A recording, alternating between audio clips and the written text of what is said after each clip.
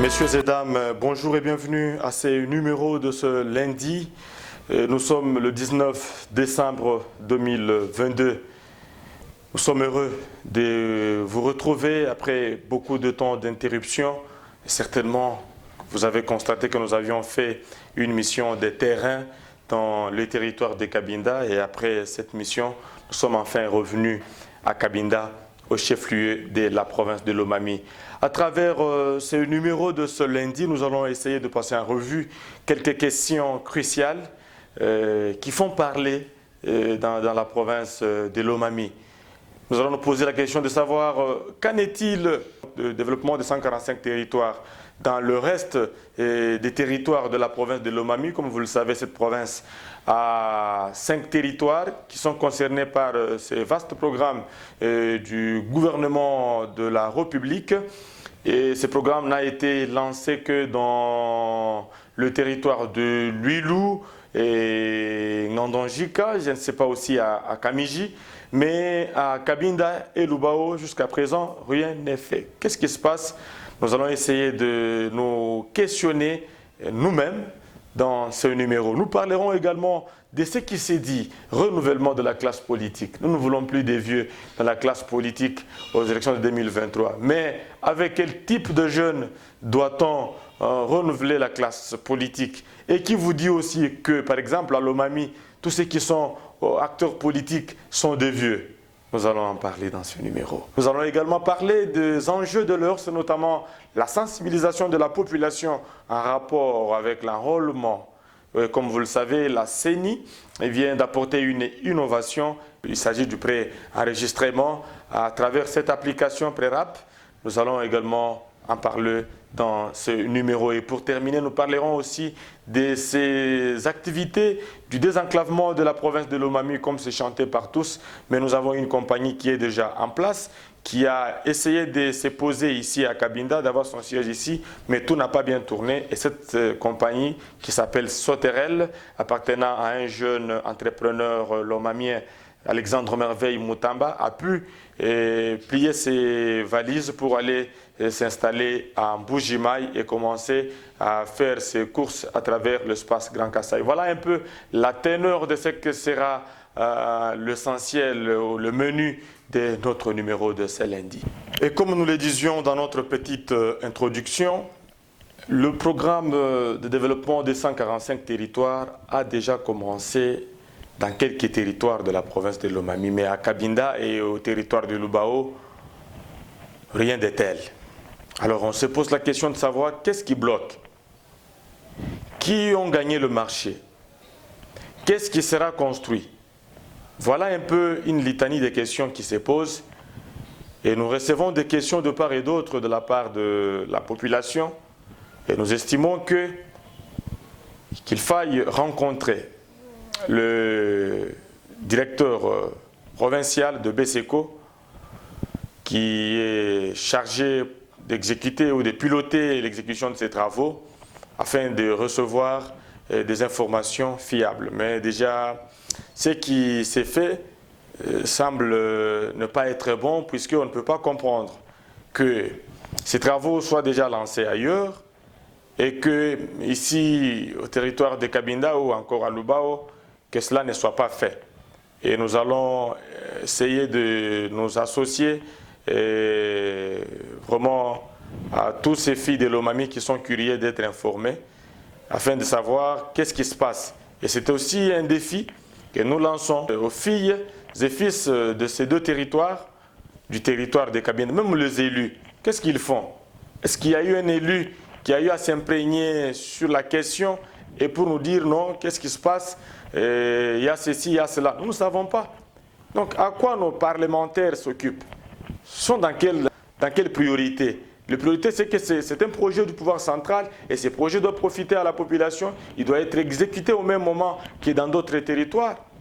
À Cabinda, à Luilou et à Ngandajika. À Ngandajika, là-bas, vous trouvez que les travaux avancent. À Luilou, les travaux avancent. Mais ici, tout est aux arrêts. C'est un peu une inquiétude. Nous estimons que la réalité ou la vérité pourra être dévoilée dans les heures qui suivent. Nous allons essayer d'approcher le coordonnateur de BESECO, le prof Nindou, afin de savoir qu'est-ce qui bloque. Si à Ngandajika, les travaux se font, si à Mwenedi, donc à Lulu, j'allais dire, les travaux se font, qu'est-ce qui bloque pour qu'à Cabinda, ça ne se fasse pas? Et donc, nous demandons une patience, nous sollicitons l'indulgence de la part de la population, des internautes qui se posent ces questions, puisque nous nous sommes déjà engagés à pouvoir rencontrer le responsable des BSECO. Ça s'est dit dans tous les sens, il faut renouveler la classe politique. Le renouvellement de la classe politique suppose une élite responsable, déterminée à travailler pour le développement de chez soi, le développement de son entité, le développement de son pays. Alors, l'exemple typique est celui de l'Assemblée provinciale de Lomami, sur le 26 députés. On ne va pas y trouver plus de vieux que de jeunes.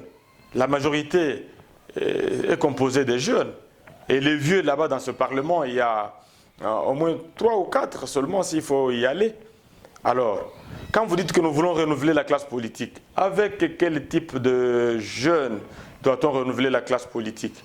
Le jeune qui passe leur temps à longueur de journée dans les réseaux sociaux, en train d'insulter, en train de raconter des futilités, dans la diffamation et autres. Non, nous estimons que le renouvellement de la classe politique passe par une jeunesse responsable, une jeunesse consciente, une jeunesse qui connaît les défis. Et récemment, nous étions dans les territoires de Cabinda, nous vous avons montré dans quelles conditions la population souffre, dans quelles conditions le territoire de Cabinda est enclavé. Et vous nous avez vus, nous étions là, pour vous montrer la réalité du terrain. Nous vous avons montré qu'à Kamende, par exemple, le marché n'est pas construit. Les gens vendent les articles à même les sols. Et il faut penser comment construire un marché là-bas. Nous vous parlons par exemple des difficultés que l'on connaît dans la route nationale numéro 2, Cabinda-Lubao. La route est un peu impraticable à des endroits. Il y a certains endroits où la route n'est pas praticable. Il faut trouver des mécanismes pour l'entretien de la route, comment obtenir le financement. Il faut des jeunes qui connaissent les réalités du terrain. Le renouvellement de la classe politique, avec une jeunesse qui sait déjà se mettre au travail, avec une jeunesse qui sait créer de l'emploi. Il y a des gens qui sont dans l'entrepreneuriat, vous avez vu aujourd'hui avec Makutano, en Bujimaï, 8e Makutano. Le président de la République y a été, même le gouverneur de Lomami y a été, beaucoup d'intellectuels y ont été. Mais la majorité, ce sont les jeunes de l'Est qui remportent. Ils sont dans l'entrepreneuriat, ils sont dans la créativité de l'emploi. Mais nous, qu'est-ce que nous faisons? Nous voulons que l'État nous donne l'emploi, mais on va trop attendre. On va trop attendre. Nous devons nous réveiller. Nous devons travailler d'abord par nous-mêmes. Et puisque la critique est aisée, mais l'art est difficile. Il faut une jeunesse qui se met d'abord au travail elle-même. Voilà, c'est ce que nous pensons. Ce n'est pas se réveiller comme ça, on est dans sa chambre avec son petit téléphone, on dit non, nous allons renouveler la classe politique. Non, nous devons travailler, nous devons préparer la conscience de la population. Parler du renouvellement de la classe politique, ce n'est pas une chose facile, nous devons travailler pour ça. Et comme nous parlons des enjeux de l'heure, nous parlons de l'enrôlement. Nous devons sensibiliser la population à se faire enrôler massivement. Nous ne voulons pas qu'il y ait de gens qui refusent de se faire enrôler puisqu'il y aura de préjudice sur le plan politique. Cabinda, principalement, est appelé à se faire enrôler massivement pour avoir un poids digne d'un chef-lieu de la province. Puisqu'on doit avoir beaucoup d'élus ici au niveau de la ville, au niveau provincial, ces élus qui savent, par exemple, orienter la politique de la province, qui savent apporter un plus. C'est ça le problème. On a des défis énormes à relever, mais avec quel type d'homme?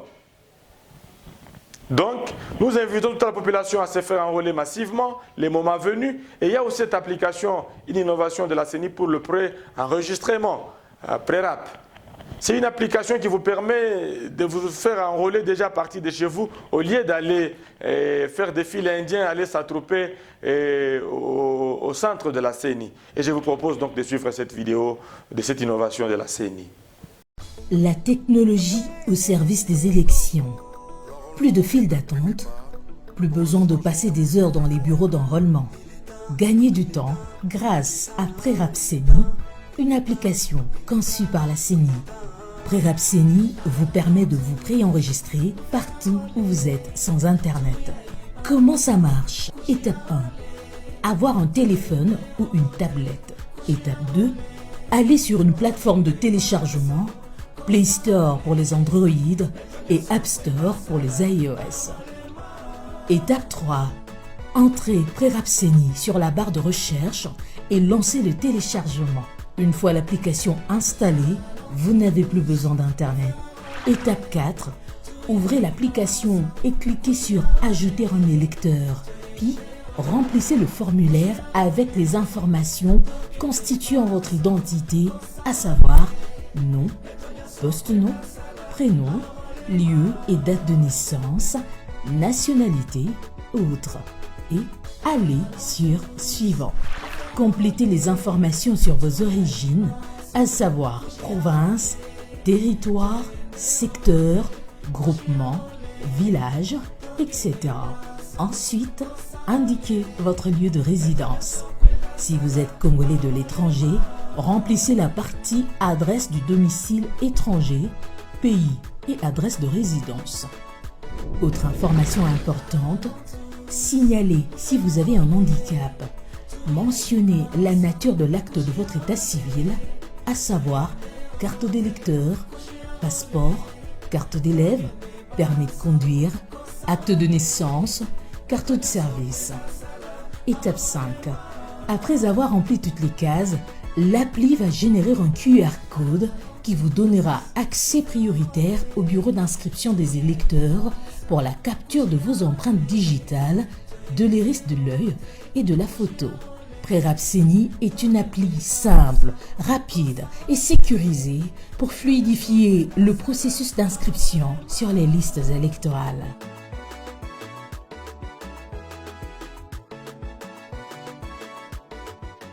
Nous parlons de Soterel Airlines, qui est une compagnie d'un jeune entrepreneur lomamien, Alexandre Merveille Mutamba.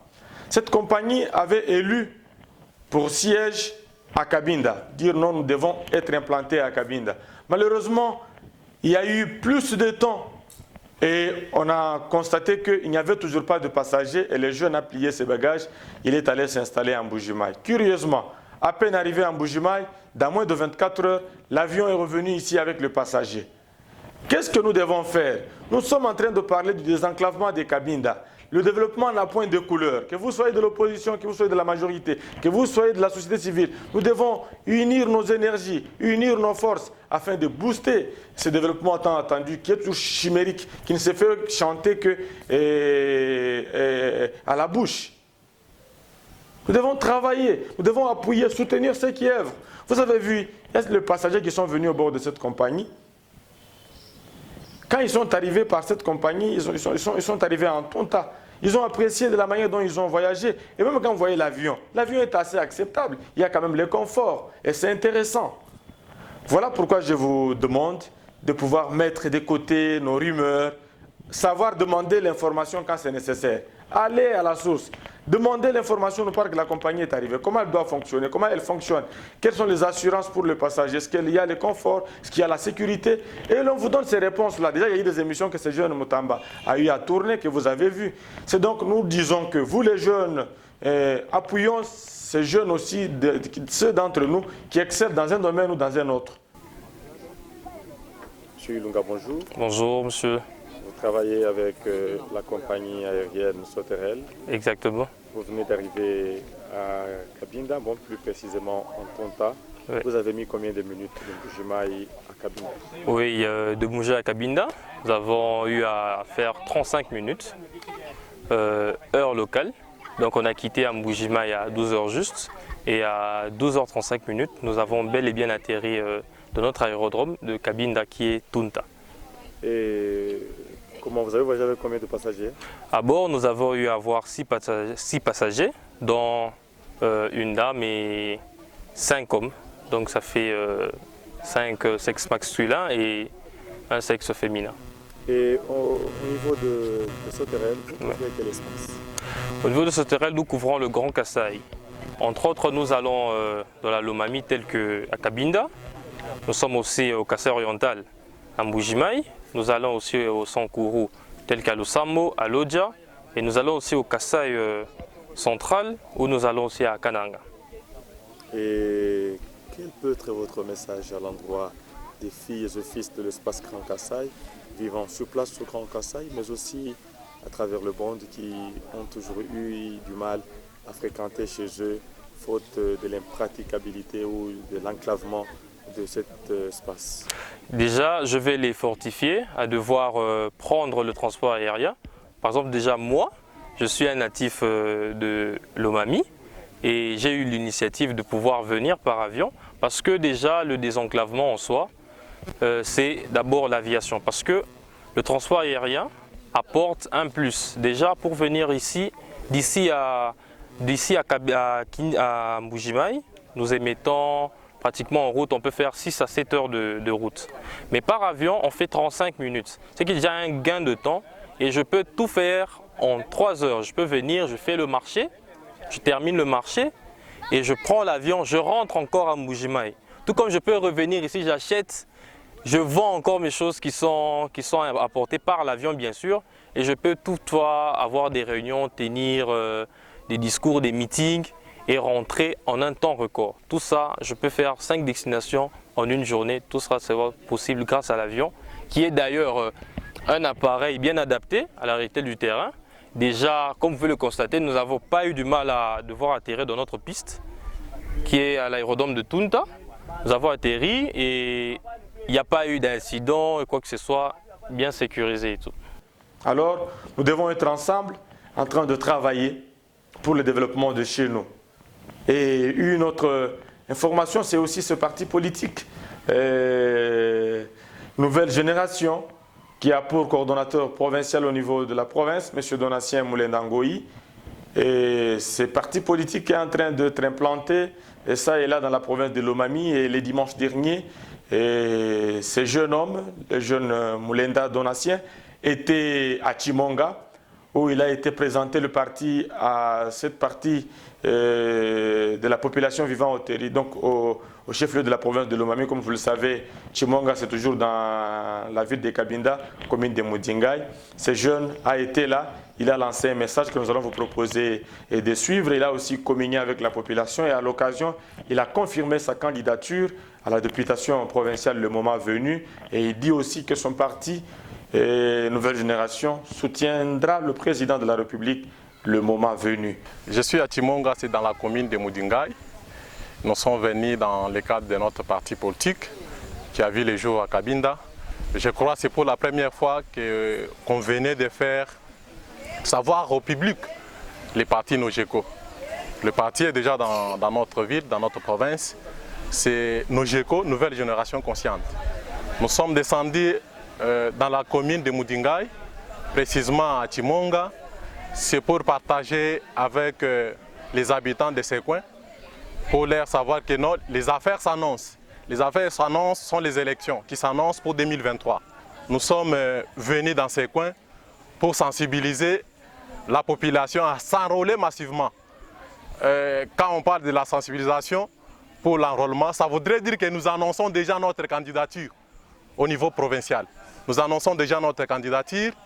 Alors, nous appelons toute la jeunesse de se mettre debout, de se présenter à tous les niveaux, parce que nous devons changer la donne dans la politique. Merci d'avoir été les nôtres à travers ce numéro, messieurs et dames. Il s'en est donc fini pour aujourd'hui et nous allons nous retrouver très prochainement.